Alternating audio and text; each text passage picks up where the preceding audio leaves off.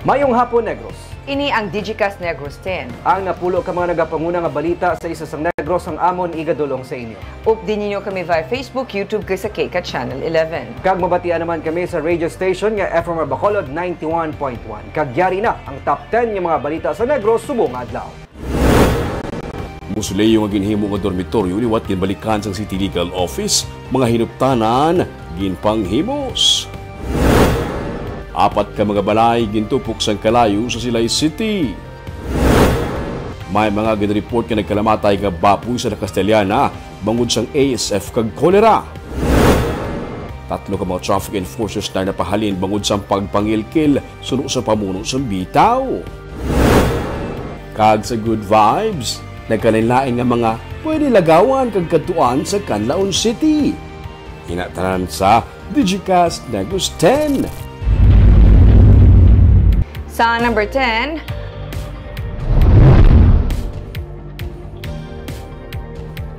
road closure ipatubang sa Burgos Street sa atubang sang Bacolod North Public Cemetery para sa Pista Minatay. Sa Oktubre 31 hasta Nobyembre 1, ipatuman sa Bacolod Traffic Authority Office ang road closure sa Dalan Burgos antes sa intersection sa Lopezana Street, tubtub sa Ilac Avenue sa atubang sa Bacolod North Public Cemetery. Suno kay Pulisa Major Junji Liba, mahimo ipatuman man nila ang panibag-o nga rerouting scheme sa mga motorista nga nagalinabay sa mga dalan nga malapit sa patro sa Pista Minatay. Plano man sang bitaw nga magpatuman sang one-way scheme sa Punta Taytay Road, agud nga mapahagan-hagan ang lakat sang trapiko sa atubang sa Bacolod Sacred Heart Memorial Park. Hindi man abi malipod nga kun Pista Minatay, nagadugok man ang mga ekskursyonista sa mga beach resort sa Barangay Punta Taytay.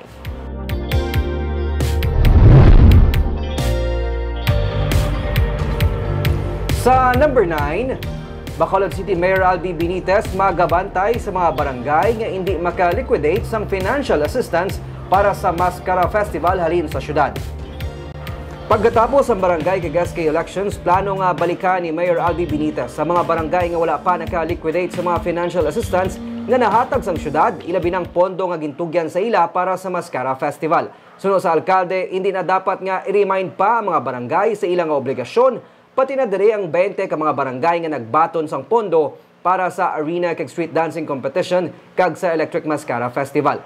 Ginapaabot man sang syudad nga sa sulod sang 30 days, makasubmit man sang financial report ang Bacolod Yuhum Foundation Incorporated. Gindugang sang alkalde nga padayunon nila ang pagsaway kag bisan ang pagsuspend sa mga barangay officials nga nagasupak sa mga pagsulundan sa Department of the Interior and Local Government. Officials, in other words, bantayan man sang syudad ang mga financial transactions nila, ang mga ginahimo nila, and ang mga wala gasunod, then the city has authority to reprimand or to suspend ang mga barangay officials that do not follow. Natilawatan naman na, and we will continue doing that for those erring barangay officials.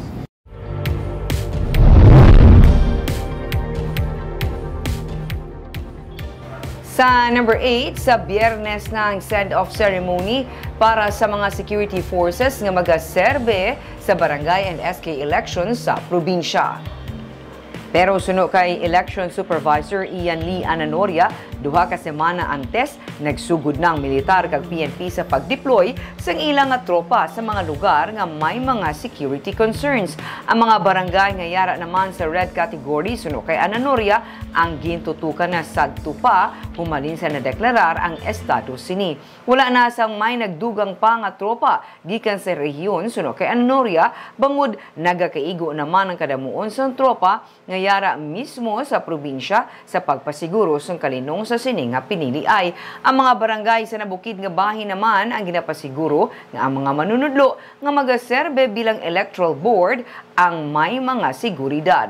Samtang ginapaabot man nga mangin mainit ang nabilin nga mga inadlaw, nagalaom si Governor Eugenio Jose Lacson nga ang mga Negrense makapatuman sa isa ka credible and peaceful election. 2 weeks before sila may presence na. Ang mga red categories siya, since na-declare red categories siya, natutukan na yung additional additional protocols, even additional personnel. Sa number 7,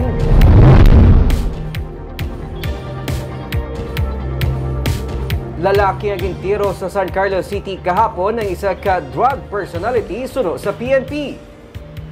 Pilason ng duha ka mga persona sa natabong nga pagpanguluthang sa siyudad sa San Carlos ang kahapon. Ang biktima ginkilala kay Wenmer Pamilar alias Beboy, samtang ang nasalabat naman ang 18 anyos nga babaeng ginkilala kay Rica Jane Villegado.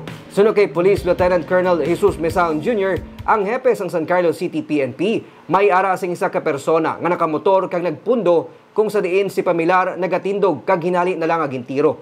May igo sa liog ang biktima, apang nasalabat si Villegado kag naigo sang bala sa tiil. Gilayon nga nagpalagyo ang suspect. Padayon ni ginabulong ang mga biktima sa ospital. Ginkumpirmar man ni Mesahon nga isa ka drug personality si Pamilar kag ila nga ginaangot ang motibo sang krimen sa iligal nga droga.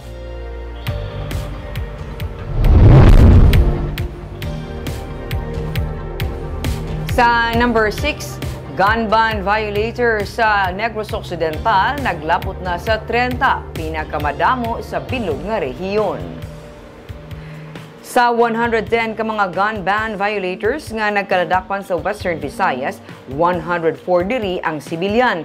3 security guard, 2 ang jail officers, kag 1 ang personnel sa Philippine National Police. Ang Negros Occidental ang may pinakamadamo nga gun ban violators sa Region 6. Sa records ng Police Regional Office 6, 30 ang nadakpan sa Negros Occidental, 19 sa probinsya ng Iloilo, tig-16 sa siyudad sa Bacolod, kag Iloilo. 11 sa Aklan, 9 sa Capiz, 4 sa Guimaras, 3 sa Regional Mobile Force Battalion, kag may 2 halin sa Antique. Nagkumpiskar man ang 78 ka mga armas, kag 46 ka mga patalong.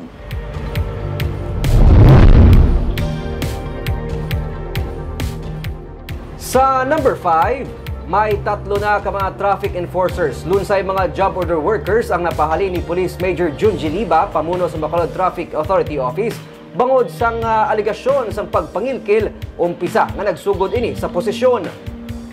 Iniman ang ginhambal ni Liba kasunod sang aligasyon ni Councilor Al Victor Espino, chairman sang Committee on Transportation and Traffic, nga may ara sang korupsyon sa bitaw kag wala ginaaktuhan sang liderato. Sunod pa kay Liba, wala niya ginatolerar ang korupsyon sa iyang personal kag siya mismong akigman sa mga pagpangilkil. Sunod kay Liba, may nagakabatunan man ini nga text messages nga nagareklamo batok sa bitaw personnel, pero iya ginapangabay ang complainant nga magkadto sa iya opisina para formal nga magreklamo nga may ebidensya. Ginklaro ni Liba nga kung may reklamo, iya ginapatuman sa gihapon ng due process. Bukas man si Liba sa plano nga investigasyon sang korupsyon sa bitaw kag nagpasiguro nga magakooperar sa pagpangusisa. Samtang ginpahayag man ni Liba nga may independent investigation man ini nga ginapatigayon para makilala ang ginaligar nagpangayo sang 1,500 pesos sa estudyante para makuha ang iya na impound nga motorsiklo. Para kay Liba, posible ini nga matuod pero posible man nga hindi matuod.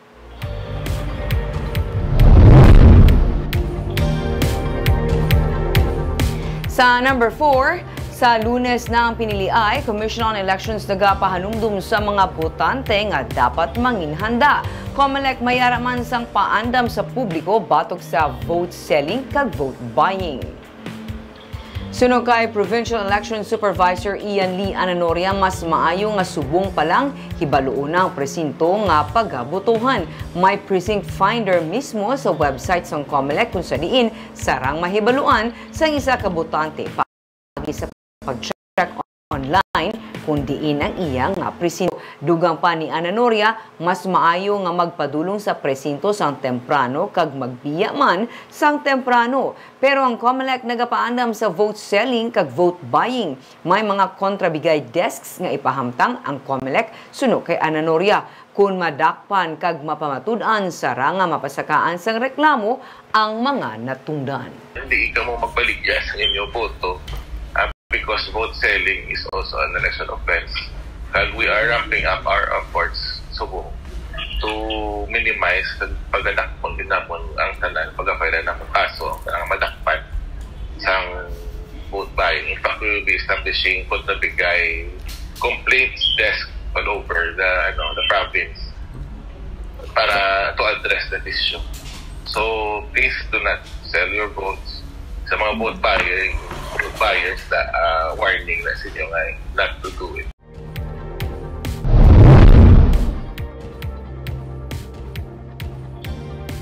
Sa number 3, 4 ka mga balay ang gintupok sa kalayo sa Silay City. May mga nagadinalagan bitbit ang TV, may mga nagasinggitan, kag may mga nagapaandam nga hindi na magbalik sa balay nga nagakasunog. Ining eksena kay napasado las 10 ang aga sa 5 de Nobyembre Street, Purok Ilimnan, Barangay 3 sa siyudad sang Silay. 4 ka mga balay ang totally destroyed bangod sang kalayo. Suno sa mga residente, naglawig sang 15 minutos ang sunog, kag madasig man nga nakaresponde ang mga bombero.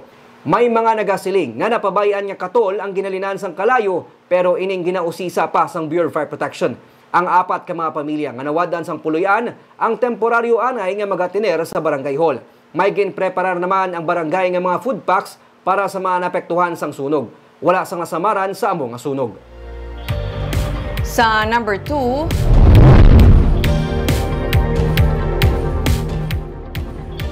ginatutukan karon sa probinsya mga tika nga ipatuman sa banwa sang La Castellana kasunod sa na-record nga mortality sa baboy sini lamang.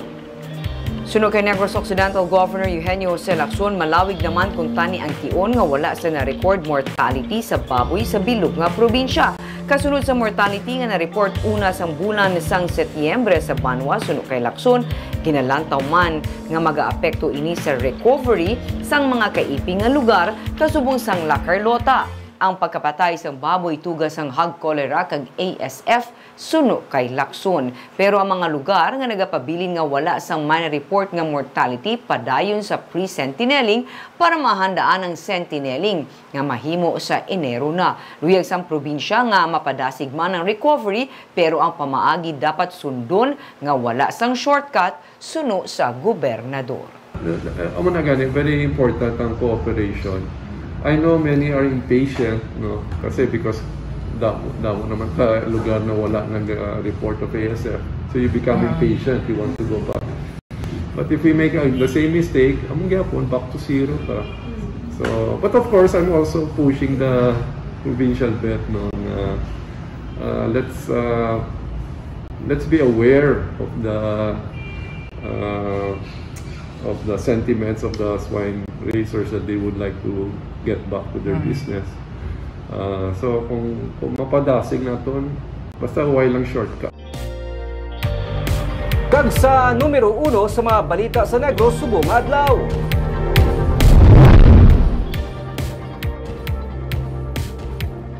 Ginbalikan sang katapos ang City Legal Office Enforcement Team ang mga musulayo nga daw ginhimo nga mga dormitoryo sa mga illegal settlers. Ginpahimos man sang enforcement team ang mga pato nga ginasagod sa sulod sang patio. Yari ang report. Sirahon namon.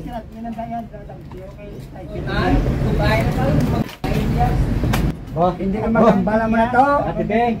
Buwan di malang. Hindi. Makuha na gina sa sampato. Yung gubaan nyo na blow. Eh, para panan mo,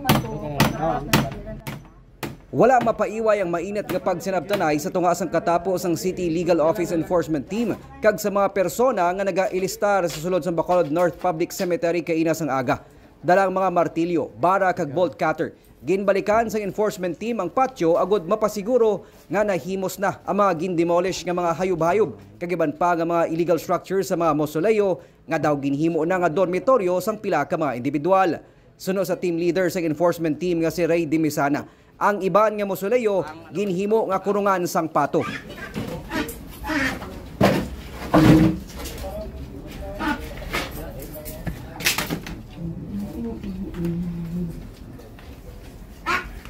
Ni siya, ang dugay na ni siya nga kaso. Then, every time nga may operation dire, may mga assistants na ginahatag. Eventually, kung nagdugay na di sila, nakatilaw na sila sa mga assistants. Doon pabalik-balik na lang. May mga ibang to ginasiro, mga buka nga, ano bla, ng manipansyon. Tapos may dubag o lang bla, no? No, kaya ang racket siniya mo ng isa sa mga reklamo dire nga nadula ng ila pansyon. May nagbulos nga bago, lain ang lain ang ngalan, lain ang makita. Ginamun nating problem nga reklamo. Ginakawatan ang patay na. Oo. May kakatabo nga muna. Ginaabri ang ilang Pansyon. so lang tawag na. Ginawa na ni dugay na ni siya mong preserve man siyang tagiyat. Pero nakabalong tagyan eh. Siya nang... Di adlock na magkaladto tungod may amunan nimo. Pero wala na ginagamit nila. Wala min kung masuliyob lang. Naging butangan yung sampato. At yun naman na da. Wala na may gagamit. Naging transfer lugar na da. Gapon mira pang mapatos piyak to. May piyak. Una ko ito nila. Ang anay job order worker nga si Renato Valderrama nagbalik man sa patio agud malimpyuhan ang mausoleo nga iya ginasiling ginpabantayan sa iyasang nalisdan nga pamilya. Tinuig naman siya nga nagatiner sa sulod sang patio nga naging temporaryo niya nga ilistaran. Wala niya pa nakaka sa mga binastos nga litrato nga napanapik sa dingding sa mausoleo sang maabdan sang enforcement team kaina. Ano nakalawig ka din? Hindi ko na tao yan. Diyan kagakwa kurente. Wala na. Sa? Ano? Wala na ang natulong na. Bro, diyan kagakwa pa supply mo? Diyan kagakwa supply Sa mo? una din sino ka din nagatakod? Di nagangot. Wala sumasunod. Sa poste? Sa poste? Wala ang pangutong na ganun. Wala kontador? Wala. Ginsiling man ni Dimisana nga may pila pa ka mga persona nga nagailistar man sa patio ang nagapangawat sang supply sang kuryente. Gani kahapon, ila na ginutod ang mga linya sang kuryente. May rep pa, may video pa. Masunod man nga mga patigayon sang clearing operation ng enforcement team sa pila pa ka mga patio sa syudad, agud mapasiguro nga hilway ini nga makadtuan sa mga nagabisita sa ilang mga minatay. Liwat man nga nagapanawagan ang pamunuan sang City Legal Office sa Public Order and Safety Office nga pabaskugon pa ang pagbantay sa mga patio, ilibina nga hindi man malipod ang kaso sang kinawatay nga nagaluntad. Nico Delfin para sa DGCast Negros.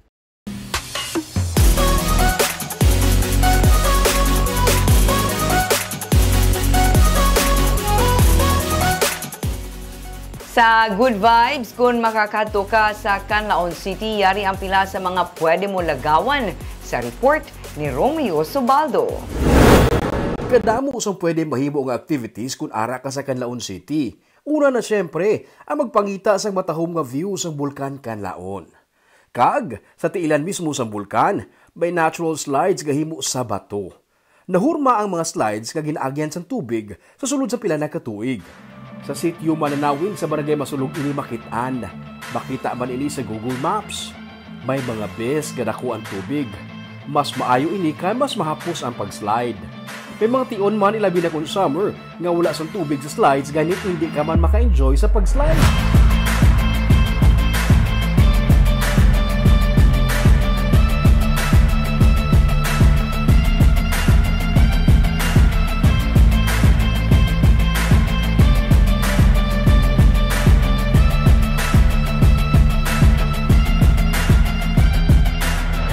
Kung relaxing view naman ang trip mo, pwede ka magkadto sa may popular nga Rice Terraces sa Canlaon City. Ini ang tawag ilang stairway to the sky of the north, nahampang ini sa sitio Kalubihan sa may barangay Niluthangan. May gamay lang nga porsyon sang dalan nga rough road. Sa higad sang dalan, may mga spot nga pwede makastop over kag ma-enjoy mo na ang view. Sa ibabaw, may mas matahong pagid nga mga spot, magpulo pamangkot lang sa mga residente. May dalagko nga bato sa ibabaw nga pwede tambayan kag overlooking sa mga talamnan.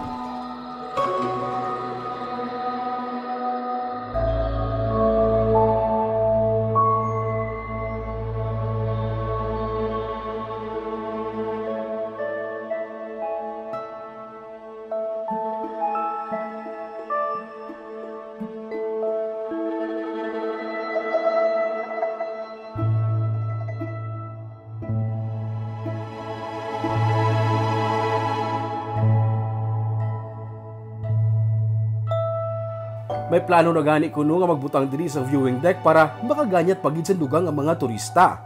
Kag, popular sa Canlaon City ang inland resort o kunang ginatawag nga pinakatugnaw nga swimming pool.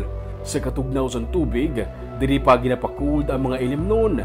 Isa ini ka spring resort nga ginadumala sang LGU. Sa katugnaw sa lugar, may mga oras nga nagakatabunan ini sang fog.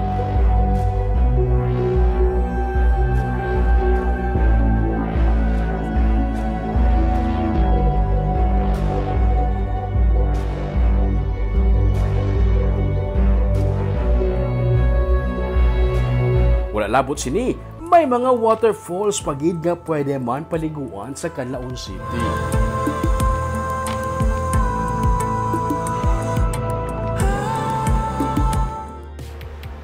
Barb's timing gido, long holidays, pwede gid makalagaw sa Canlaon.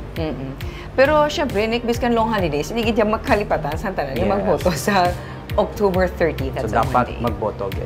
Kagamayad to mga balita sa Negros Subong adlaw. Kay man sa panahon karon importante nga may ihibalo ka sa nagkatabo sa imo nga palibot. Pero dapat balanse kay insakto ang mga impormasyon. Parahin kami nga magapangalagad sa Negrosanon. Ako si Barbara Mijares. Kaga ko naman si Nico Delfin. Tubtubwas, maayong hapon.